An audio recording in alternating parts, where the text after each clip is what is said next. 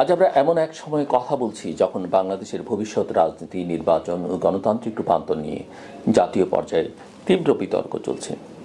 শেখ হাসিনার পতন ও পালিয়ে যাওয়া, অন্তর্বর্তী সরকারের গঠিত হওয়া এবং একটি নিরপেক্ষ নির্বাচনের জন্য সংস্কারের দাবির মধ্যে জাতি এক অস্থির সন্ধিক্ষণে দাঁড়িয়ে আছে। অভ্যুত্থান পরিস্থিতি, উত্তর রাজনৈতিক পরিস্থিতি ভীষণ ভীষণ জটিল হয়ে দাঁড়াচ্ছে। 2024 সালের জুলাইয়ে ছাত্র জনতার গণ অভ্যুত্থানের মধ্য দিয়ে শেখ হাসিনা সরকার ক্ষমতাচ্যুত হয় এবং তিনি ভারতে পালিয়ে যান। এই ঐতিহাসিক ঘটনার পর নোবেলজয়ী ডক্টর মোহাম্মদ ইউনূসের নেতৃত্বে গঠিত হয় অন্তর্বর্তীকালীন সরকার। সরকারের প্রধান অগ্রাধিকার তিনটি: রাষ্ট্র সংস্কার, গণহত্যার বিচার এবং একটি সুষ্ঠু জাতীয় নির্বাচন। এখন প্রশ্ন, নির্বাচন কবে এবং কিভাবে? সরকার ঘোষণা দিয়েছে নির্বাচন হবে এই বছরের ডিসেম্বর অথবা সর্বোচ্চ 2026 সালের মার্চের মধ্যে। কেউ কেউ অবশ্য জুনের কথাও বলছেন, কিন্তু এখনও সেই নির্বাচন ঘিরে নানা প্রশ্ন, বিভ্রান্তি এবং রাজনৈতিক বিরোধ রয়েছে। বিএনপি বলছে সংস্কার ও নির্বাচন একসাথে হতে পারে, এনসিপি বলছে আগে গণপরিষদ নির্বাচন ও বিচার, তারপর জাতীয় নির্বাচন। নবগঠিত এনসিপির বক্তব্য। আওয়ামী লীগকে নিষিদ্ধ করা নিয়েও মতবিরোধ আমরা দেখতে পাই। এনসিপি এবং অনেক ছাত্র নেতা আওয়ামী লীগকে গণহত্যাকারী দল হিসেবে আখ্যা দিয়ে রাজনৈতিকভাবে নিষিদ্ধ করবার দাবি জানাচ্ছে। সরকার বলছে দলকে নিষিদ্ধ করবার কোনো পরিকল্পনা নেই, তবে অপরাধীদের বিচার হবে। ভারত এবং আন্তর্জাতিক মহলও নিষেধাজ্ঞার বিপক্ষে। বাংলাদেশ জাতীয়তাবাদী দল বিএনপি এবং সংস্কার কমিশন নিয়েও নানা রকমের বিতর্ক, আলোচনা আমরা শুনতে পাই।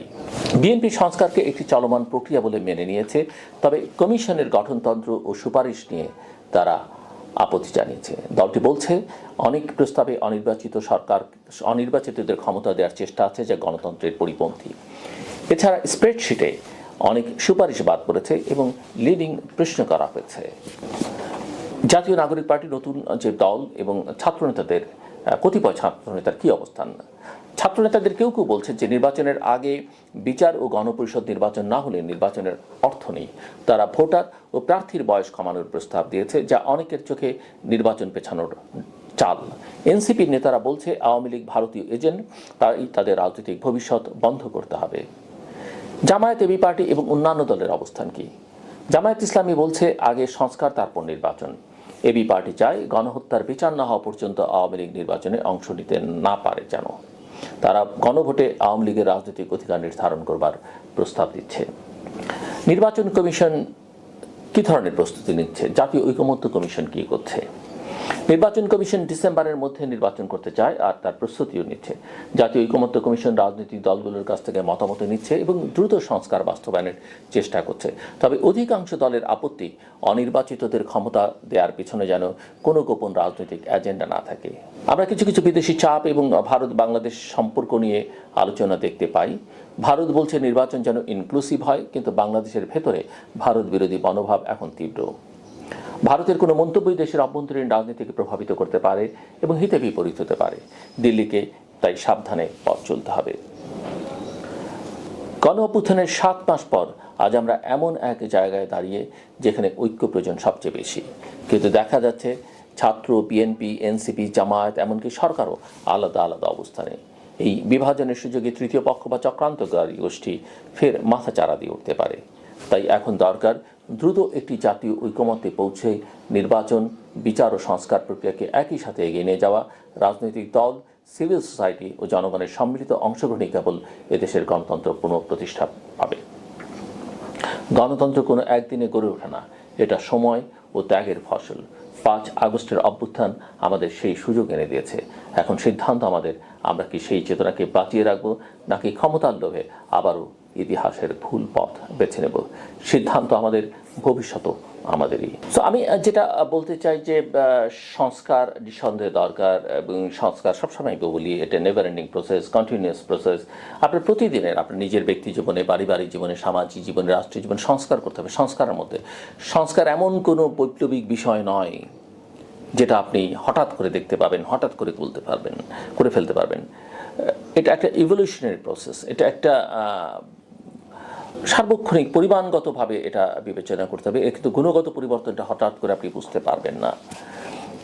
সে কারণেই আমি মনে করি যে সংস্কারটা হতে হবে। এবং আমি যে কথা বহুবার বলেছি যে সংস্কারের জন্যে একটা ঐকমত্য দরকার, এবং সেটা এই সরকারই করতে পারে ঐকমত্য প্রতিষ্ঠার কাজটা। কিন্তু আমরা এখনও জাতীয় ঐকমত্য কমিশনের তৎপরতার মধ্যে সেটা দেখছি না। এবং একই সঙ্গে একথাও ঠিক যে কিছু কিছু সংস্কার নির্বাচনের জন্য প্রয়োজন, এবং সেই সংস্কারগুলোর সঙ্গে পুলিশ প্রশাসন, সেই সংস্কারগুলোর সঙ্গে আমাদের সিভিল অ্যাডমিনিস্ট্রেশন, সেই সংস্কারের সঙ্গে আমাদের বিচার বিভাগ, এগুলো জড়িয়ে আছে। সেই কাজগুলো করতে পারেন, এবং সেখানে জাতীয় ঐকমত্যের কোনো সমস্যা আমি অন্তত দেখি না। এবং সামগ্রিকভাবে বড় ধরনের সংস্কারের জন্য যদি একটা জাতীয় ঐকমত্য আছে, আমরা সেটা জানি, এবং সেটা যদি এই সরকার করতে চাইতো, যেটা তারা মুখে বলছে, অন্তর দিয়ে যদি সেটা তারা চাইতো, তাহলে আমি মনে করি তারা যথেষ্ট সময় পেত। এমনকি 2-3 বছর পর্যন্ত তারা সময় নিতে পারত, এবং রাজনৈতিক দলগুলো, ইভেন আমি মনে করি বিএনপিও এই সময় তাদেরকে দিত। বড় দল হিসেবে আমি বিএনপির কথা বলছি। কিন্তু তারা যেভাবে দেশ শাসন করছে এবং সরকারের সঙ্গে সংশ্লিষ্টরা যে বয়ান হাজির করছে, রাজনৈতিক, সাংবিধানিক, দার্শনিক, তাতে করে এক ধরনের ভীতির সঞ্চার হয়েছে সমাজে এবং রাষ্ট্রে। এবং যে কারণে, এবং সবচেয়ে বড় কথা হচ্ছে দেশে দ্রব্যমূল্যের পরিস্থিতি, দেশের আইন শৃঙ্খলা পরিস্থিতি একেবারেই নাজুক অবস্থা। প্রশাসন ঠিকঠাক মতো কাজ করছে না, পুলিশ দৃশ্যমান নয়, সেনাবাহিনীকে বিতর্কের মধ্যে ফেলে দেওয়া হয়েছে, প্রতিপক্ষ বানিয়ে ফেলা হয়েছে, আওয়ামী লীগকে বিদায় করে বিএনপিকে প্রতিপক্ষ বানিয়ে ফেলা হয়েছে। এমন একটা পরিস্থিতি তৈরি করা হচ্ছে যাতে করে সমাজে, রাষ্ট্রের মধ্যে এক ধরনের অস্থিরতা তৈরি হচ্ছে, এবং সরকারের প্রতি কারো যে মমত্ববোধ, যে ভালোবাসা দিয়ে, সমর্থন দিয়ে সরকারকে ক্ষমতায় বসানো হয়েছিল, সেটি এখন আর অবশিষ্ট নেই। রাজনৈতিক দলগুলো এই সরকারকে এখন আর বিশ্বাস করতে পারে না, এক ধরনের সন্দেহের চোখে দেখে, এবং সেটা দেখাই স্বাভাবিক। আর ওই যে কথায় কথায় ভারত প্রসঙ্গ টেনে আনা হচ্ছে, আমরা সবাই জানি যে ভারত প্রসঙ্গে বাংলাদেশের জনগণের মনোভাব একেবারে ইতিবাচক নয়। ভারত গত কয়েক বছর যেভাবে বাংলাদেশে অভ্যন্তরীণ রাজনীতিতে হস্তক্ষেপ করেছে, বা যেভাবে আওয়ামী লীগ অন্ত সমর্থন দিয়েছে, এবং ভারত, আমি বিশ্বাস করি যে সেটা মর্মে মর্মে এখন উপলব্ধিও করে। কিন্তু একথা ঠিক যে আপনি ভারতের সঙ্গে কি যুদ্ধ করবেন? অবশ্য বাংলাদেশে এখন ক্ষমতার সঙ্গে থাকা অনেকে গৃহযুদ্ধ চায়, তারা গৃহযুদ্ধের কথা বলছে। একজন তো শুনলাম যে 5ই আগস্টের পরে নাকি তারা অস্ত্র তুলে নেওয়ার সিদ্ধান্ত নিয়েছিল, একজন উপদেষ্টা বলছেন। এই অস্ত্র কোত্থেকে পেতেন তারা?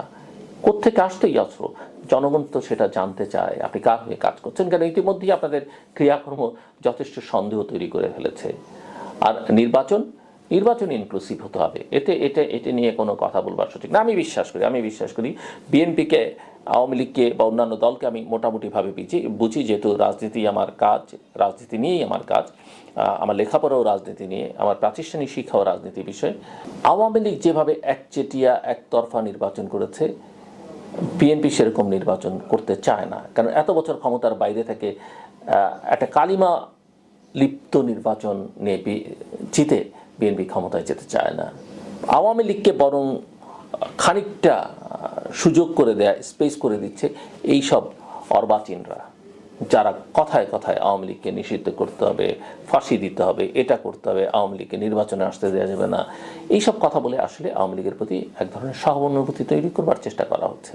আওয়ামী লীগ নিজে নির্বাচন করতে পারবে কিনা সেটাই একটা বড় প্রশ্ন। কাজে আমি মনে করি, এবং ইতিমধ্যে জাতিসংঘ সহ আন্তর্জাতিক মহল বলছে যে নির্বাচনটা ইনক্লুসিভ হতে হবে, অংশগ্রহণমূলক হতে হবে, এবং সেটা আওয়ামী লীগ একটা ছোটোখাটো দল নয়। আওয়ামী লীগের ইতিহাসে অনেক গৌরবোজ্জ্বল ভূমিকা আছে, সেটা যেন আমাদের মাথায় থাকে। হ্যাঁ, আওয়ামী লীগ অপরাধ করেছে, গত 14, 15, 16 বছর আগেও করেছে। তো আপনি ব্যক্তির বিচার করেন। আরেকটা কথা হচ্ছে যে কথাবার্তায় অনেক শালীনতা, সচেতনতা থাকা দরকার। আপনার কথায় কথায় কার সঙ্গে কবে মিটিং হয়েছে, অস্ত্র হাতে তুলে নেবেন, কোন অ্যাম্বাসির কতজনের সঙ্গে কথা হচ্ছে, কোন ব্যক্তির সঙ্গে কথা হচ্ছে, এগুলো যদি বলতে থাকেন না, এগুলো এক ধরনের অপ্রাচীনতা। আপনাদের সঙ্গে ভবিষ্যতে কেউ কথা বলবে না। এখানে যত অ্যাম্বাসি আছে বা ডিপ্লোমেটরা আছে, তারা সব রাজনৈতিক দলের সঙ্গে কথা বলে, শুধু আপনাদের সঙ্গে না। আপনাদের সঙ্গে যখন তারা কথা বলেছে, এনগেজ করেছে, আমি দেখলাম আসিফ মাহমুদ আমেরিকান অ্যাম্বাসির 4 জনের সঙ্গে তার যোগাযোগ হয়েছে, কথা বলছে। আমেরিকান অ্যাম্বাসি তখন আওয়ামী লীগের সঙ্গে কথা বলেছে, বিএনপির সঙ্গে কথা বলেছে, সবসময় তারা, শুধু আমেরিকান না, ইন্ডিয়ানরা, ইউরোপিয়ানরা, সমস্ত দূতাবাস, ডিপ্লোমেটদের সেটা কাজ। আর এগুলো বলে আসলে আপনারা কি বোঝাতে চান? আপনাদের সঙ্গে ভবিষ্যতে কেউ কথা বলবে না। রাজনৈতিক দল করবেন, রাজনীতি করবেন, ক্ষমতায় থাকবেন, যাবেন, এইসব স্বপ্ন এই পথে হবে না। নিজেদের অনেক বদলাতে হবে। বাংলাদেশকে বদলাবার আগে আপনাদের নিজেদের বদলাতে হবে।